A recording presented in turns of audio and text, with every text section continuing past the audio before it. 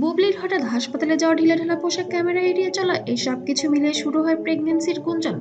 আবারও মা হতে চলেছেন এমনই কিছু গুঞ্জন শোনা যাচ্ছে পুরো সোশ্যাল মিডিয়া জুড়ে, কিন্তু এই গুঞ্জন নাকি সাকিব খানের রাগের প্রথম কারণ। ঘনিষ্ঠ সূত্রের দাবি, প্রেগন্যান্সির বিষয়টি নাকি সাকিব খানকে আগে পরিষ্কারভাবে জানানো হয়নি। সাকিব খান আগে থেকে জানতেন না, আর এখান থেকে শুরু হয় নাকি তীব্র ক্ষোভ। সূত্র বলেছে, সাকিবের আপত্তি সন্তানের বিরুদ্ধে নয়।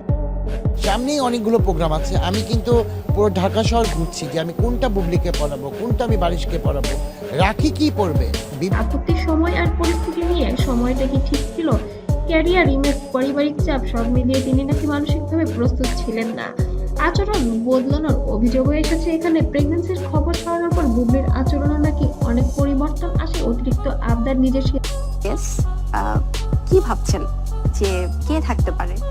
আমার মনে হয় যে আসলে খুব বেশি রহস্য রাখতে চাই না, কিন্তু সিদ্ধান্ত নিজে নেওয়া, এসবই নাকি সাকিবের অপছন্দ। এখান থেকে নষ্ট হয়ে গেছে কথাটা।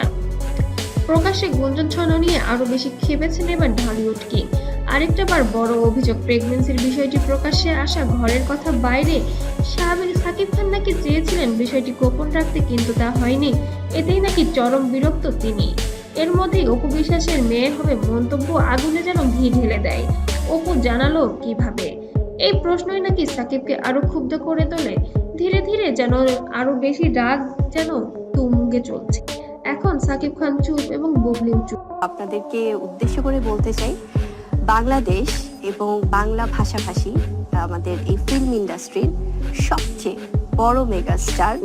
দুজনের নীরবতা কি ভাঙবেন, এমনই ইঙ্গিতের যেন রহস্য জুড়ে আছে সবকিছুতে। এক পক্ষ বলছে এটা একান্তই পারিবারিক বিষয়, অন্য পক্ষ বলছে সব পরিকল্পনাই বাইরে চলে গেছে।